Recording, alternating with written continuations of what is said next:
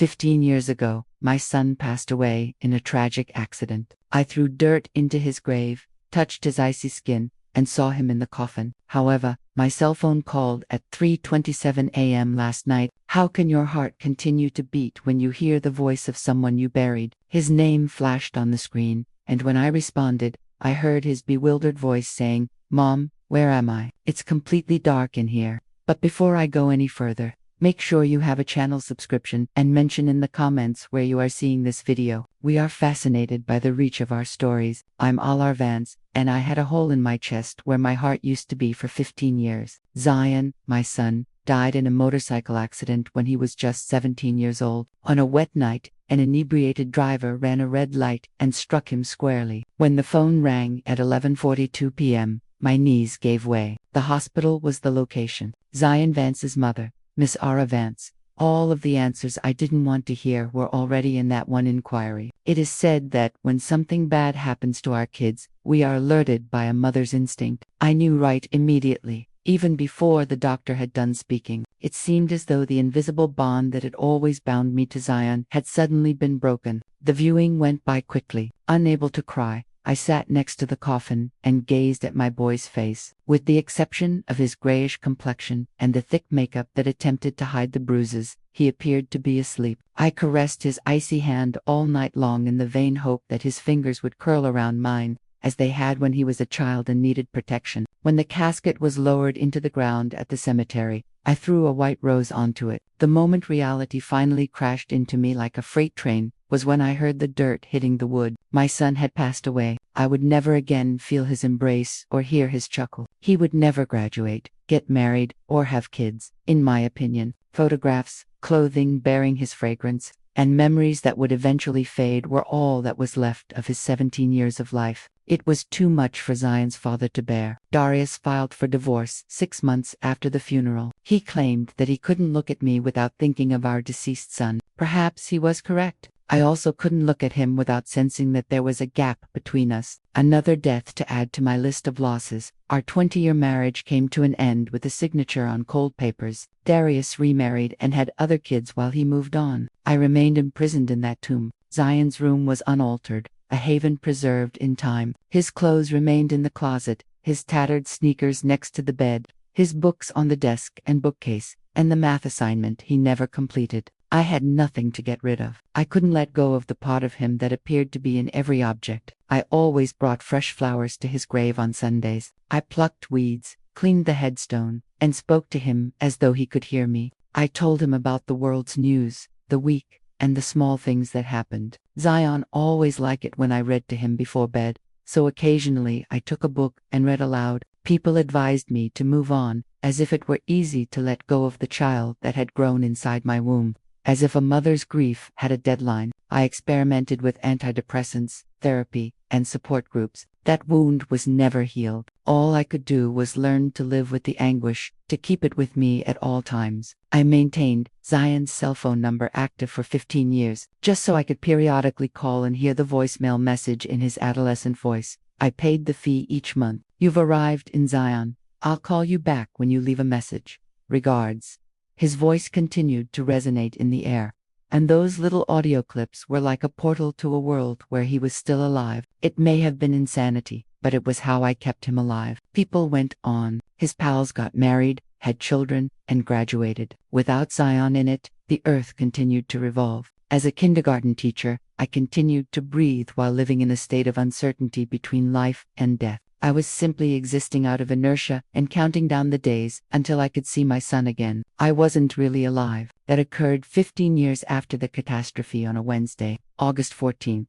My cell phone rang at precisely 3:27 in the morning, waking me from a restless slumber. The name I never expected to see was lit by the glow from the screen in the darkened room. Zion. No, it wasn't Zion. Don't respond, because I would call the number and hear the voicemail. Even though I had renamed the contact years earlier, Zion was alone, as though the initial connection had been re-established. My heart began to race, hammering like an animal in a cage against my ribs. I nearly dropped the phone because my hands were trembling so much. It isn't possible. It must have been a technological fault, a dream. Maybe after years of enduring the specter of loss, Sanity had finally given up on me completely. The phone continued to ring incessantly. Rings 5 and 6. Something broke inside of me on the 7th. I responded for a few seconds. All I could hear was the tentative, sluggish breathing of humans. I muttered, "Hello," my voice faltering. More quiet. Then he said, "Mom."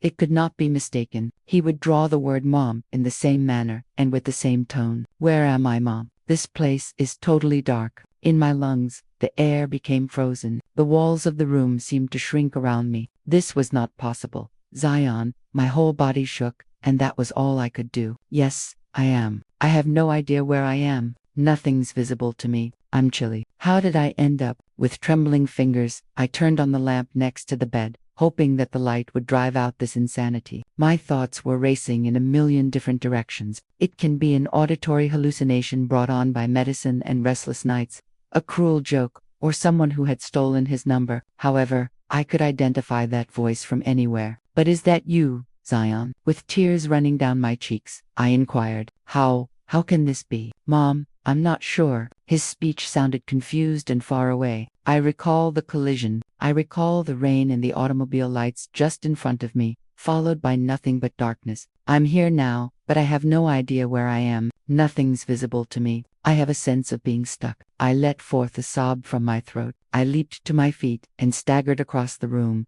clutching the phone like a lifeline. "You passed away 15 years ago, Zion. I buried you." The other end was silent, a quiet so thick I could feel it. "Mom, no. I'm not dead. I'm speaking to you. I'm pondering. I have feelings. I simply cannot move. Around me, everything is tight." A shiver went down my back, snug as a coffin. Oh my gosh, is it possible that the hospital made a mistake? Someone was pronounced dead too soon. Horror-filled tales of individuals being buried alive raged through my head, but it was not feasible. At the viewing, I noticed him. I put my hand to his chilly skin. 15 years ago, he was buried. After all this time, he couldn't still be alive. I tried to speak steadily as I inquired, "Where are you right now? What do you see around you?" "Nothing. It's totally dark. I can feel wood. I'm lying down on something hard. There's a weird smell like dirt and mold." "Mom, I'm scared. My veins have frozen." He was talking about a coffin. How could he be aware of that? After 15 years, how could he still be conscious? "My son, please, calm down." The words flowed naturally. The panic was overridden by mother's instinct. "I will assist you. Tell me how I can locate you, please." "I'm not sure. All I can recall is waking up here after the accident." "How long did you say it has been?" "Mom, 15 years, Zion." My voice cracked. "You passed away in 2010.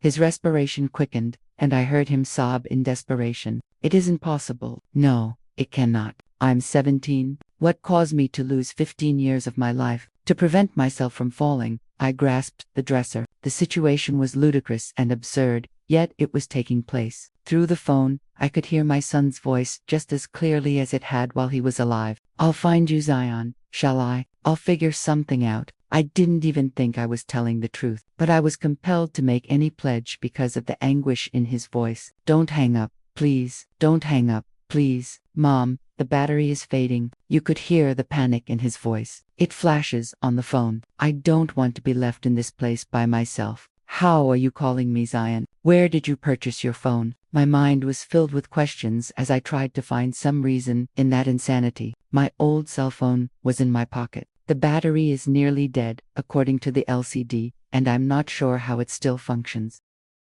During a period when he was preoccupied with his own mortality, he signed a will at the age of 16, requesting that his old cell phone be buried with him. We honored his request, even though at the time we believed it to be merely an adolescent whim. "Listen to me, Zion." I made an effort to arrange my disorganized thoughts. "Do you recall Stone Mountains, Cypress Grove, Memorial Park? We buried you there, close to the large oak tree in the east wing. You are in the coffin, if that's where you are."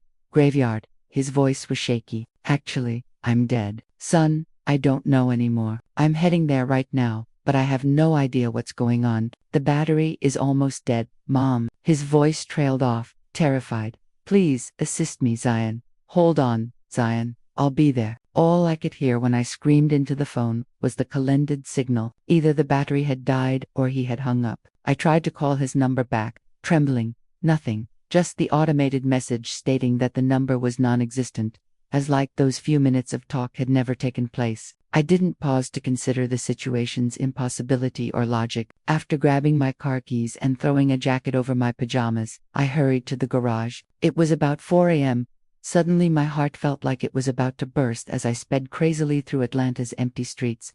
Running red lights. I knew Mr. Silas, the night watchman. Even though the cemetery would be closed at that hour, our friendship had become silent during the years of Sunday visits. When I lost count of time while conversing with Zion's tomb, he always allowed me to stay a few minutes past closing. I hurried to the guard booth after haphazardly parking near the cemetery entrance. My desperate beating on the windows startled Mr. Silas, who was dozing out in a chair. But what occurred? Ms. Al, the time is 4 a.m. now. Silas, I must enter. It's critical. It has to do with my son. He gave me a look like I was crazy. I might have had your boy, too. However, Ms., all I know is that it looks absurd. I cut him off, but I had to visit his cemetery immediately. Please. He must have been persuaded by something in my desperate expression because he nodded and picked up a torch and several keys. I'll accompany you. Being by yourself in the dark is not safe. I had no time to express my gratitude to him. I was already sprinting along the familiar stone path, lit only by the moon's dwindling light. Mr. Silas was immediately behind me, struggling to keep up with my fast pace while panting. A detailed mental map is produced after 15 years of going to the same location. I knew how to get to Zion's grave even in the dark. Turn left at the Almeida Mausoleum, turn right at the angel statue, and take the cypress walk to the large oak tree. There sat the marble headstone bearing his name, Sion Eduardo Banse, under the shade of the ancient oak, 1993 to 2010, always in our hearts. Beloved son. The world whirled around me as I dropped to my knees in front of the grave. What did I anticipate discovering? What did I want to find? I couldn't dig him up and discover him alive just because he called from beyond the dead. 15 years is too long. There would be no way to live so long underground, even if there had been an era or if he had been buried alive, a possibility that made my spine tingle with fear. Mr. Silas came up to Mizara, worried. Are you all right? I remained silent. I stared at the earth above the grave, the solid, undamaged soil, the well-kept carpet of grass that I had sown years before. I whispered, he called me Silas, without changing my gaze from the tomb. No sign of disturbance, nothing to indicate that someone or something had emerged from there. My Zion called me less than half an hour ago. The watchman placed a hand on my shoulder, his voice gentle. Mara, you had a nightmare. It wasn't a dream, I said, shoving his hand away. I was awake. It happens when we lose someone we love. I picked up the phone. It was his voice. I started scraping the grass with my fingernails, trying to dig, to claw at the dirt with my bare hands. It was madness. I knew it. A grave is almost 6 feet deep. I would never be able to reach the casket that way. But reason had abandoned me the moment I heard my son's voice on the phone. Miss Ara, please. Mr. Silas grabbed my wrists, preventing me from continuing that useless attempt. You'll hurt yourself. This isn't normal. And I broke down in tears, smearing my face with the dirt from my hands. He said, it's dark. He said, he's trapped. He scared Silas. I sobbed uncontrollably. How can I leave him like that? How? The watchman helped me up, supporting me as I trembled. I'm going to take you home. You're very upset. Tomorrow everything will look different, but I knew it wouldn't. Nothing would be the same after that call. If I couldn't dig up my son with my own hands, I needed to find another way to understand what was happening. His phone, I murmured as Mr. Silas guided me out of the cemetery. It was with him in the casket. How could it work after so many years? How could it have battery? How could it get a signal down there? The watchman didn't answer, probably thinking I was delirious. And maybe the loneliness and grief had finally corroded what was left of my sanity, and I was hallucinating. Creating an alternative reality where my son could still contact me somehow. I drove home in a daze, eyes fixed on the dark road ahead of me. Mr. Silas insisted on following me in his car to make sure I got inside safely. I promised him I would try to rest, that I would call my doctor in the morning. White lies to calm a good man who was worried about me. As soon as I closed the door, I rushed to the phone and tried to call Zion's number again. Nothing. The same message that the number didn't exist. I tried 10, 20 more times, always with the same result. I sat in the kitchen shaking, trying to organize my thoughts. I needed help. I needed someone who would believe me. or at least pretend to believe while I figured out what was happening. Darius, Zion's father. If there was anyone who could understand, it would be him. Even with our relationship deteriorated after the divorce, we shared a love for our son. I looked at the clock. 5:12 a.m. Too early for a normal call, but this had stopped being a normal situation. I dialed his number, which I still knew by heart, even after all these years. After 4 rings, I heard his sleepy voice. Elara, is that you? Is something wrong, Darius? My voice trembled. I need to tell you something. It's going to sound crazy, but I need you to listen. I told him everything. The call, Zion's voice, the phone in the casket, my desperate trip to the cemetery. I expected him to interrupt me, to call me crazy, to suggest psychiatric hospitalization, but Darius just listened in silence, breathing heavily on the other end of the line. When I finished, there was a long moment of silence. Do you believe me? I don't know what to believe, Era. His voice seemed oddly controlled. But I know you wouldn't make something like this up, I finally said in a quiet, unsure voice, not in reference to Zion.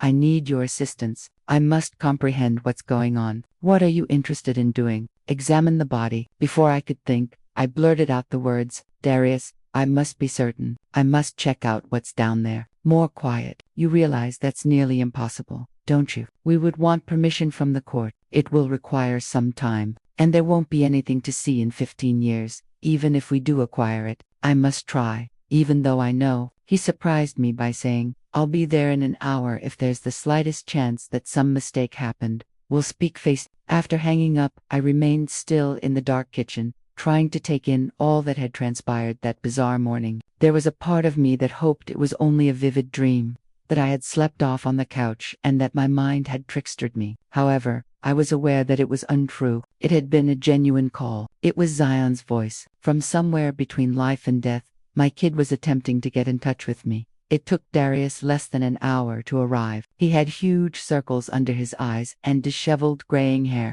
The man who had been my spouse for 20 years was there when I opened the door. He was older now and had more wrinkles on his face. However, Zion's eyes, which he had received from his father, bore the same expression. You look awful, he remarked, attempting to diffuse the atmosphere with humor. You're not looking your best either, I said, opening the door for him. There was a lot of silence between us while we sat in the living room. We hadn't been alone and face-to-face like this in years. Following the divorce, we only sometimes met in public, frequently with his new wife and kids in tow. Leaning forward with his elbows resting on his knees, he said, Tell me every detail again.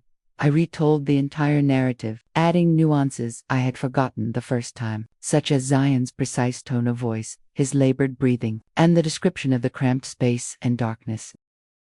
You mentioned that he had the cell phone in the coffin. Yes, do you not recall? Darius interrupted. It was one of the requests in his will. Darius nodded slowly. I remember that strange phase when he wrote down what he wanted if he died. We didn't imagine that he would actually die so young. I completed an old Nokia, right? One of those indestructible ones. Yes, I agreed, remembering the blue phone Zion loved. But still, Darius, 15 years underground. The battery wouldn't last that long. And how would he get a signal down there? It doesn't make sense, he agreed. Unless what? Unless it's not really coming from the grave. Darius stood up, walking restlessly around the living room. Ara, have you thought that it could be something else? Someone playing a trick on you. Maybe someone who knows about the cell phone buried with him. I shook my head vehemently. No, Darius. It was his voice. No one could imitate it like that. And who would be so cruel? Darius ran a hand through his graying hair, a gesture that reminded me so much of Zion that I felt a pang in my chest. So, what are you suggesting? That our son somehow managed to call you from inside the casket 15 years after dying? He stopped,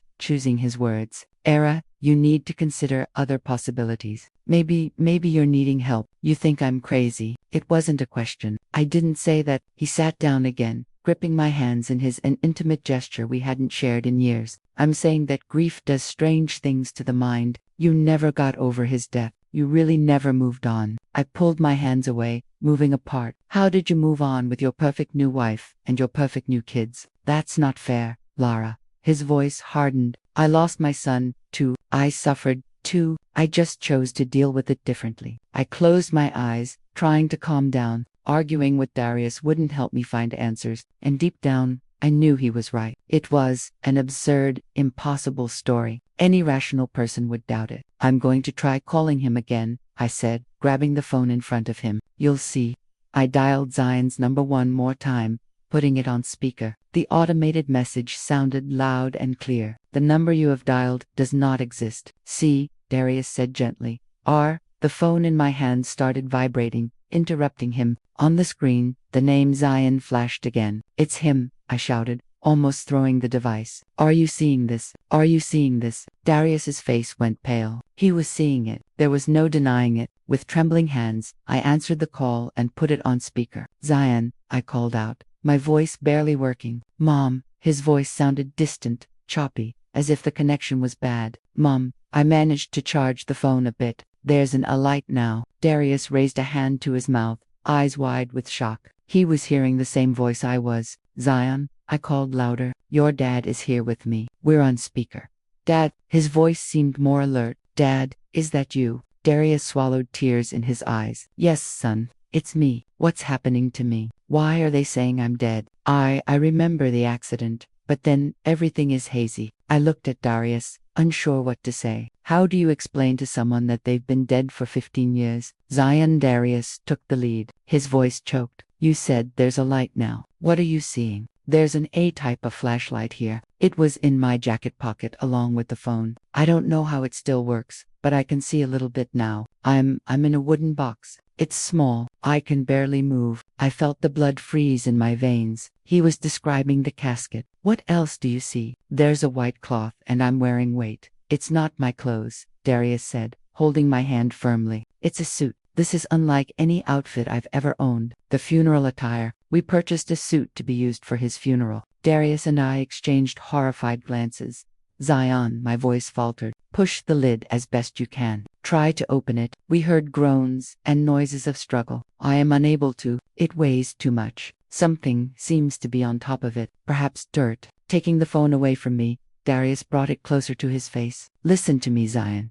We must comprehend the situation. You've been conscious in there for how long? I'm not sure. He sounded furious in his voice. I feel as though I've just awoken from a protracted, perplexing dream. I recall certain aspects of my life, including school, friends, and you all. However, a lot of things are hazy. I feel as though I've been asleep for a while. And the mishap. What do you recall? Rain was falling. The bike slid on the bend on the way back from Jada's house. I saw the headlights rapidly approaching me. Before I woke up here in the dark, there was pain, a lot of pain, and then nothing. The description matched the police reports, witness accounts, and all we knew about the collision. I picked up the phone and phoned Zion.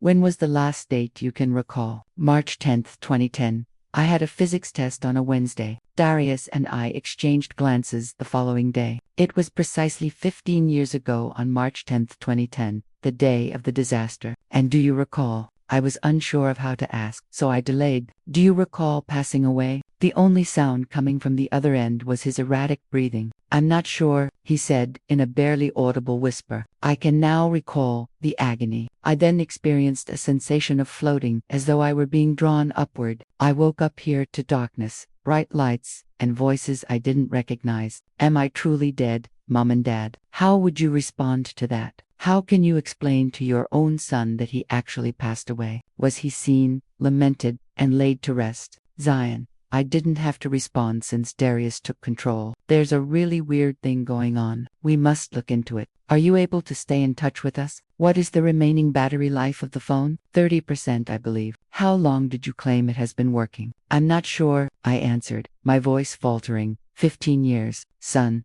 It's 2025.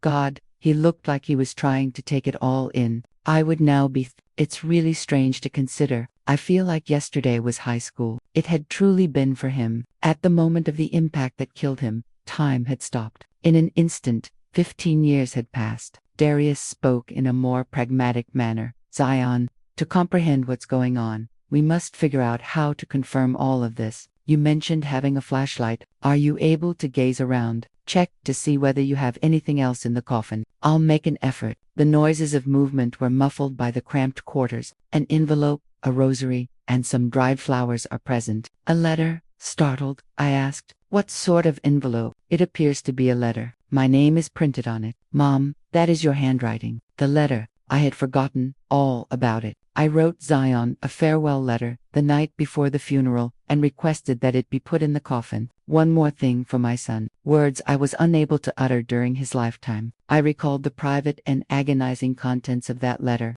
which had been written at the height of despair, and I said, "Can you open it?" "Yes, I am opening it." He started reading out loud. "My dearest Zion, know that you are reading these words and experiencing all of your mother's love for you, if there is a world outside of this one." As he read on, each word felt like a knife piercing my heart. Words that were penned on a night of excruciating pain 15 years ago are now returning to me in the son's voice, and we'll be together once more when my time comes. I shall miss and love you until then. Your mother forever. When he was done reading, his voice broke. "This was written for me by you." "Sure," I said, letting the tears fall freely, "on the evening of your funeral." "It's true." Then, Zion sounded disheartened in his speech. "I'm actually buried dead. How am I conscious though? How am I communicating with you?" We were all plagued by that question. We have no answer to that inquiry. To my astonishment, Darius wrapped his arm around my shoulders in a protective gesture and said, "I don't know, son.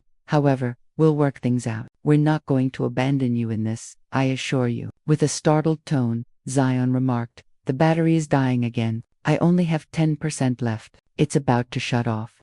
"Zion, pay attention," I said hastily, "and we'll attempt to figure out what's going on.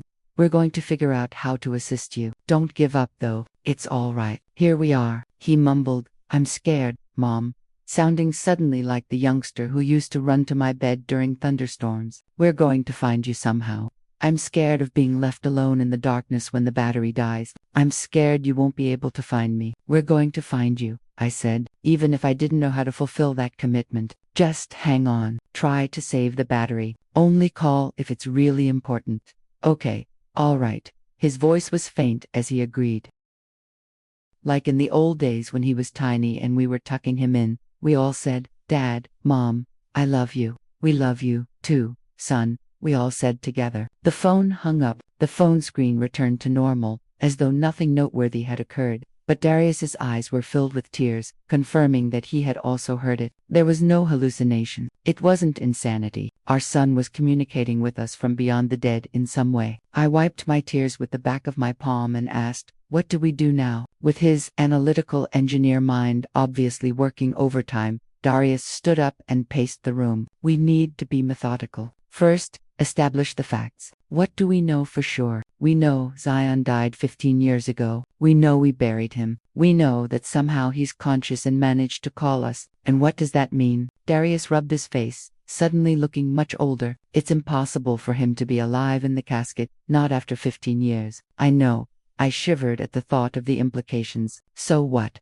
Ghost, restless soul, some kind of residual consciousness." Darius had always been the more skeptical of us, a man of science who believed only in what he could see and touch. Seeing him now, considering supernatural possibilities, showed how much that call had affected him. "I don't know, but I know we need help." He grabbed his phone. "I'm calling Kai. Kai Lewis, Darius's best friend since college. A forensic pathologist who worked at the county morgue. Someone who would understand the scientific aspects of the situation." "Do you think it's a good idea to involve more people?" I questioned nervously. "What if he thinks we're crazy?" "Kai knows me well enough to know I wouldn't make something like this up." Darius was already dialing. "We need someone who understands the science part. And also, we're going to need some kind of authorization to exhume the body." The word exhumation made my stomach churn. The idea of digging up Zion, of seeing what was left of him after 15 years, was too disturbing. "Do you really think we should do that?" I asked, my voice low. Darius looked at me with a seriousness I hadn't seen in years. "If that were you, trapped somewhere between life and death,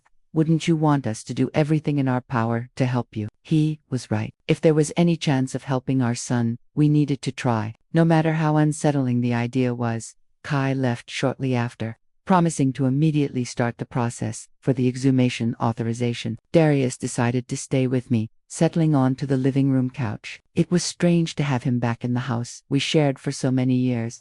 The house where we raised our son.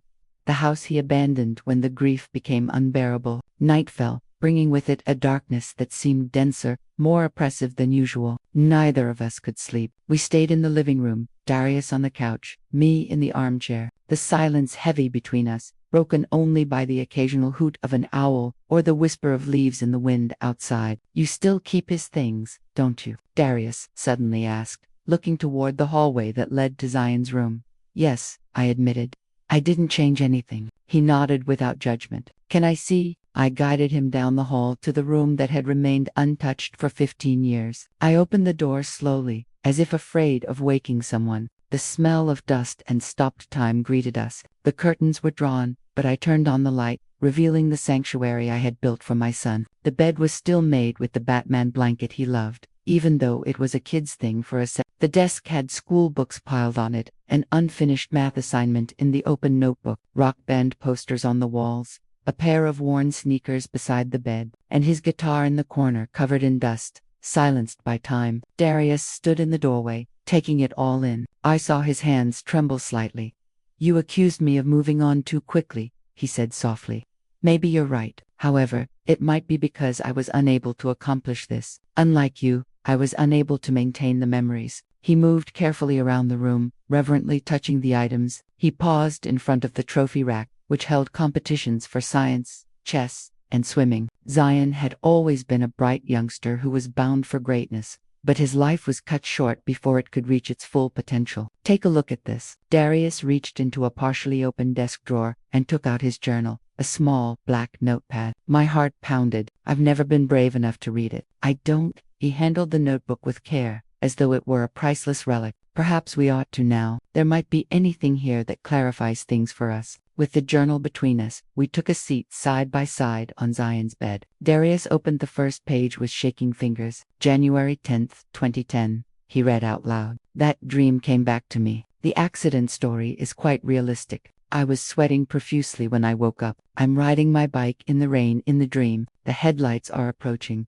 I can see, I sense the effect. Then, I'm viewing my own shattered body on the road while soaring above everything. It's eerie yet oddly serene at the same time." We looked at each other in alarm. The accident that would kill him 2 months later was exactly what the dream described. I felt a chill go down my back. Darius kept reading, slowly flipping the pages. The postings detailed a typical adolescent's day-to-day activities, arguments with his parents, friends, the girl he liked, and exams. However, there was an additional, unsettling element that appeared repeatedly in multiple entries: dreams of dying himself. The scene and the sensation of being seen from the outside are always the same. Darius read, his voice husky. March 1st, 2010.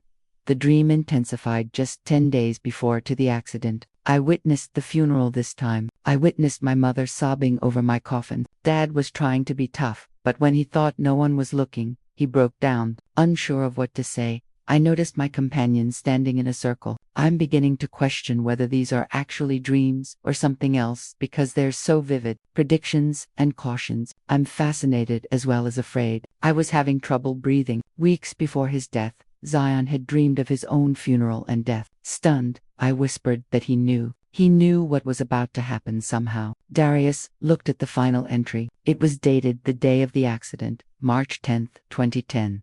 The time has come, I'm certain, but I'm not sure how. I can still feel the effect of last night's dream since it was so genuine. My skin was ripped apart by the metal, and my bones cracked. Even though I should be afraid, I'm not. It seems as though it is predetermined and unavoidable. I want my parents to know how much I adore them if something were to happen to me today. Additionally, I want them to understand that this is not the end. I'll find a way to go back to them somehow. I'll figure out a method to say that I'm fine with having changed forms. P.S. Please, bury my cell phone with me if I'm correct. I feel like I'm going to need it, which may sound strange. Darius dropped the diary from his grasp. The ensuing stillness was thick and full of implausible meanings. He knew, I said again, barely audible. They weren't merely fantasies. He was able to see into the future and knew that he would eventually get in touch with us. The mobile phone, Darius whispered. He knew he would use the phone to talk to us, so he asked to be buried with it. Though still vague and unfinished, the comprehension of what was taking place started to take shape in our minds. In some way, Zion had anticipated his own demise, made plans for it, and now,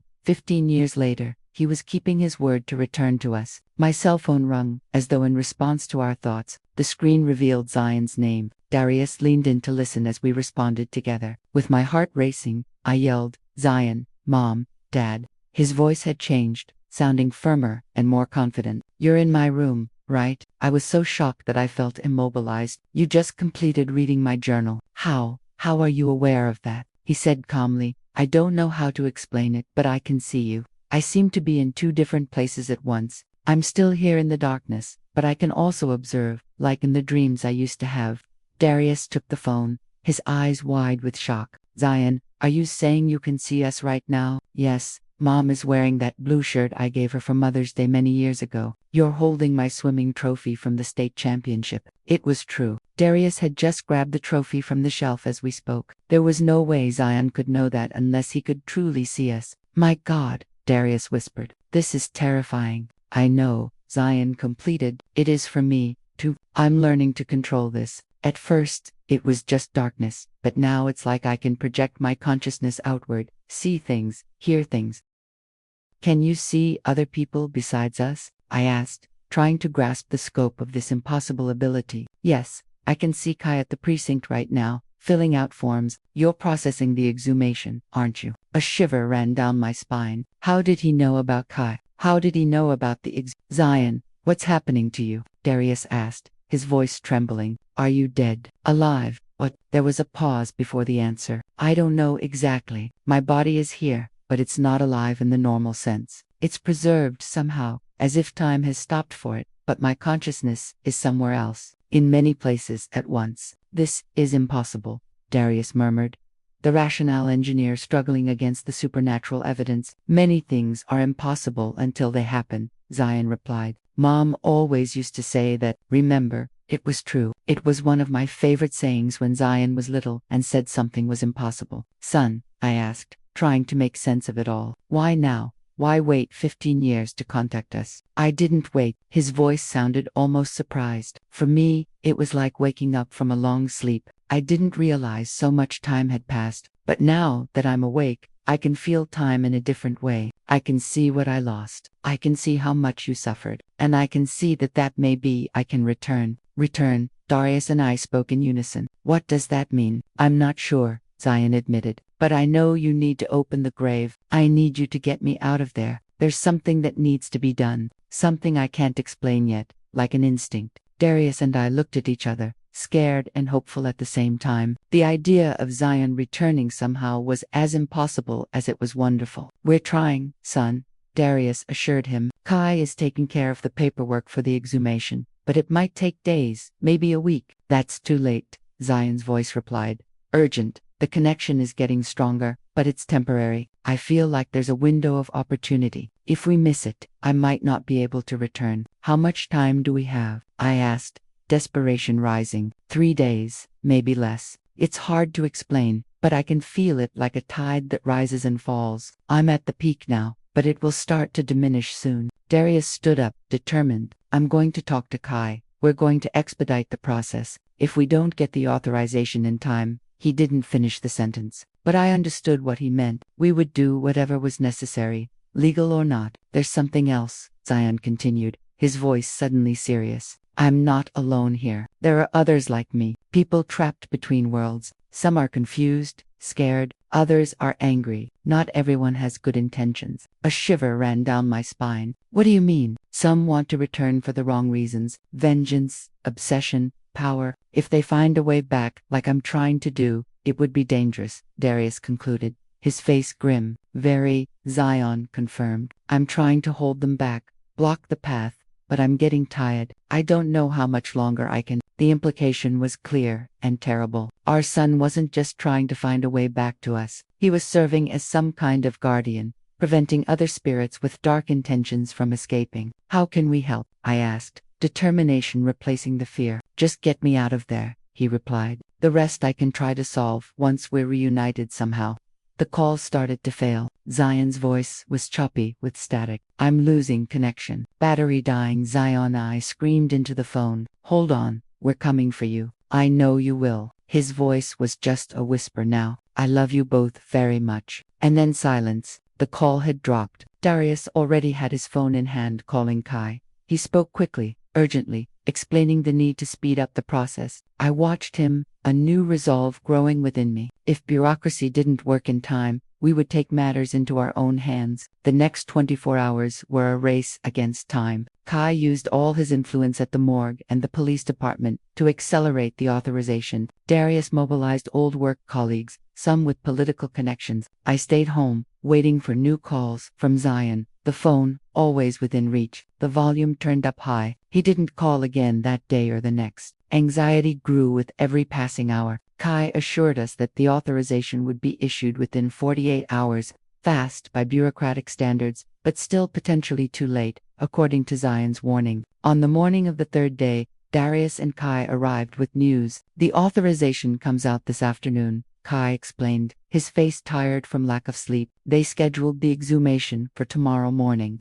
That's too late, I replied, remembering Zion's warning. He said 3 days at most. Today is the third day. Darius and Kai exchanged meaningful looks. We have an alternative plan. Darius spoke softly, as if afraid of being overheard. It's not legal, but the cemetery watchman, Kai completed, Mr. Silas. He agreed to let us in tonight after closing. He'll bring the necessary equipment. We'll do everything discreetly. And then, I asked, even if we manage to open the casket, what will we do? We can't just take whatever we find there. One step at a time, Darius replied. First, we need to see what's inside, understand what Zion meant by return. We spent the day in a state of contained anxiety, preparing for the night. Kai brought dark clothing for everyone, flashlights, and tools. Darius prepared the car with fake documents in case we were stopped by the police. I packed food, water, and blankets, acting more out of mother's instinct than logic. By 10 p.m. the cemetery had been closed for an hour. We drove there in silence, each lost in our own thoughts.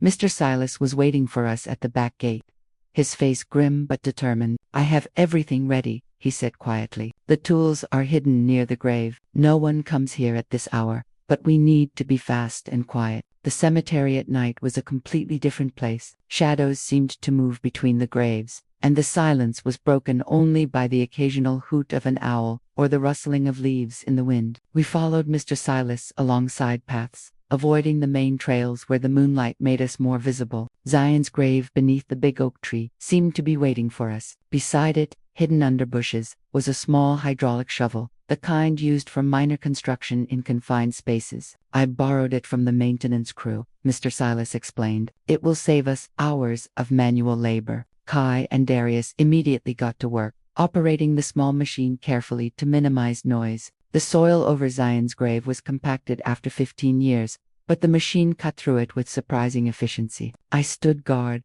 my eyes alert for any movement, my ears sharp for any sound that didn't belong to the night. My cell phone was in my pocket, silent, but ready for any new contact attempt from Zion. After nearly an hour of work, the hydraulic shovel struck something solid. The sound of the machine hitting wood made my heart jump. The casket, Darius announced in a whisper. Now we need to work by hand. The 3 men grabbed manual shovels and began carefully clearing the dirt around the casket, revealing its contours. I moved closer, unable to stay away. At that crucial moment, the casket looked well preserved, protected by the dry soil. It's a good casket, Mr. Silas murmured. Treated wood, sealed against moisture, explains why it's so well preserved. When they finally cleared enough dirt to expose the entire lid, Darius and Kai positioned themselves on either side. Ready? Darius asked, looking at each of us. I nodded, unable to speak. Kai took a deep breath, preparing for whatever we might find. Mr. Silas made the sign of the cross. Together, the 2 men lifted the casket lid. The smell that escaped was not the smell of decomposition we feared, but a strange, almost medicinal scent. A soft bluish light emanated from within, illuminating the surprised faces of the men. I pushed my way between them to look. Nothing could have prepared me for the sight that awaited me. Zion was there, his body perfectly preserved as if he had been buried yesterday. There were no signs of decomposition, no signs of the 15 years that had passed. His face looked asleep, serene. He wore the same dark suit from the funeral, his hands crossed over his chest. Beneath them, glowing with that strange bluish light, was his old cell phone. My God, Kai murmured, the scientist in him struggling to comprehend the impossible before his eyes. This can't be real. There should only be bones. Darius reached out a trembling hand, touching our son's face. He's warm, not cold like a corpse, not hot like a living person, just warm. The sight was so surreal, so far outside any known logic or science, that for a moment none of us could move. It was as if time had been suspended inside that casket, preserving Zion exactly as he was on the day of his funeral. Slowly, I moved forward and touched his face. The skin was firm, elastic, like that of a living person, but there was no pulse.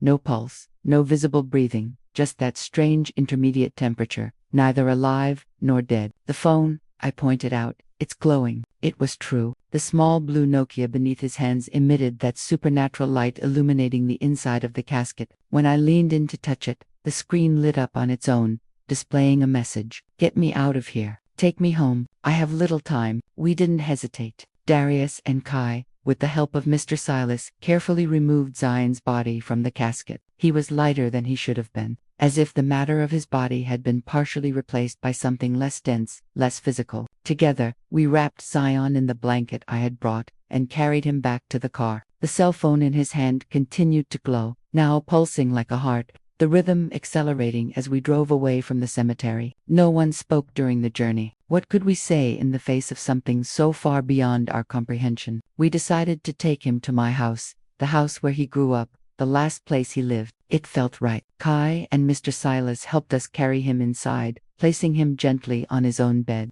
in the room that had remained untouched for 15 years. I've never seen anything like it in my entire career, Kai murmured, still examining Zion's motionless body. There are no conventional vital signs, but there is also no rigor mortis or any sign of decomposition. It's as if he's in a completely different state of matter. The cell phone in Zion's hand flashed again, displaying a new message. Water, sunlight, music. We looked at each other, confused, until I understood. He's telling us what he needs. I quickly brought a glass of water and pressed it against his lips. To our surprise, he seemed to absorb the liquid, although there was no movement in his throat. I opened the curtains, allowing the rising sun's light to bathe his face. Darius found the old radio on the nightstand and turned it on to a station playing classical music, the kind Zion always liked. The phone flashed again. Thank you. Now I need to rest. Tomorrow. Kai and Mr. Silas left shortly after, promising to return in the morning. Both swore to keep what they had witnessed a secret. Darius and I remained in Zion's room, one on each side of the bed, watching our son in his impossible state, neither alive nor dead. What happens now? I whispered, holding Zion's inert but strangely warm hand. Darius shook his head. I don't know. We're in unknown territory. But he asked us to bring him home, and we did. Now we need to trust him. We spent the night in silent vigil. At some point I fell asleep in the chair beside the bed. I dreamt of Zion, not the teenager I had lost, but an adult man as he would have been if he had lived. In the dream, he smiled and said, "It's almost time, Mom, just a little longer." I woke up at dawn to a strange humming filling the room. Darius had also woken up, looking around, confused. The source of the sound was Zion's cell phone, which was now glowing intensely, the bluish light pulsing at an increasingly rapid rhythm. Slowly, almost imperceptibly at first, Zion's body began to change. The skin, which had been deathly pale, gained color. The previously rigid fingers moved slightly. The eyes closed for 15 years, trembled beneath the lids, as if in a deep sleep. Darius, I whispered, grabbing his hand, something is happening. The humming intensified, becoming almost unbearable. The light from the cell phone expanded, enveloping Zion's entire body in a cocoon of light. For a terrible moment, I thought he might be disintegrating, vanishing before our eyes. But then I realized he was transforming. The teenage face softened, the contours subtly shifting, aging. The body beneath the funeral suit seemed to fill out, gaining mass and height. It was like watching 15 years pass in a matter of minutes. Time recovering its normal course, accelerated. And then, as suddenly as it began, everything stopped. The humming went silent, the light retracted into the cell phone before turning off completely. The room returned to normal, illuminated only by the rising sun. Zion opened his eyes. They were no longer the eyes of a 17-year-old boy, but the eyes of a 32-year-old man, the age he would be now. His face had changed, matured, though it was still unmistakably him. His body had grown, making the funeral suit tight in the shoulders and short at the wrists. Mom. His voice was deeper, more resonant. Dad. We fell on him in a desperate embrace, tears flowing freely. It was impossible. It was a miracle. It was our son returning from the dead, not as a ghost or a zombie, but as a living, whole man who seemed to have lived every one of the 15 years he had lost. How? That was all Darius could say, holding Zion's face in his hands, examining him with arc eyes. Zion smiled, an adult smile with fine lines at the corners of his eyes that hadn't been there before. It's complicated. I don't fully understand it myself.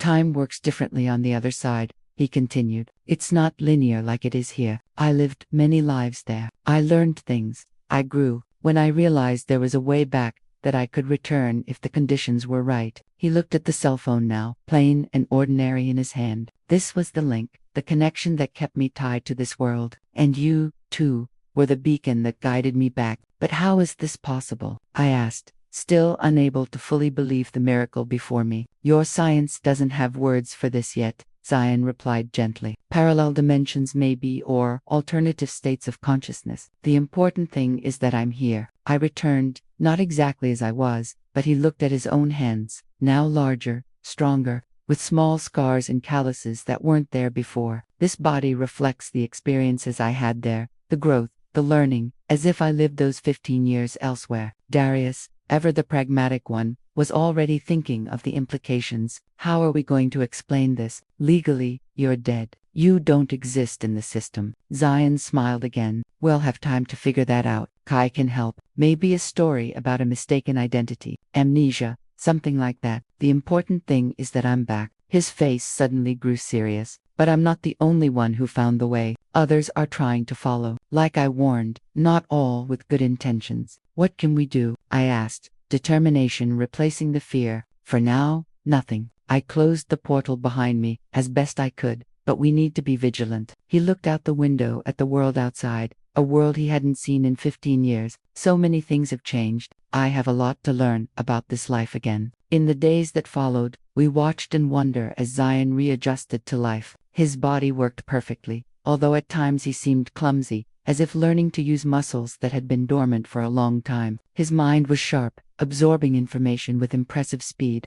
adapting to the technological and social changes of the last 15 years. Kai helped with the legal side, creating an elaborate story of mistaken identification and prolonged amnesia. It wasn't perfect, but with his connections and a bit of record manipulation, he managed to establish a new identity for Zion, not as someone resurrected from the dead, but as someone who never truly died. As for me, I went from grieving mother to mother of an adult son in a matter of days. It was strange, disorienting, and wonderful. Zion was no longer the boy I lost, but a complex man with knowledge and skills that transcended his earthly education. Sometimes I found him gazing at the horizon with a distant expression, as if he were seeing things none of us could comprehend. In those moments, I realized that part of him was still connected to the other side, the mysterious place where his consciousness had resided for 15 years. One evening, sitting on the porch watching the stars, I asked him if he missed that place. Sometimes, he admitted. It was peaceful there in a way. No physical limitations, no weight of linear time, but it lacked something essential. What? I asked. He smiled.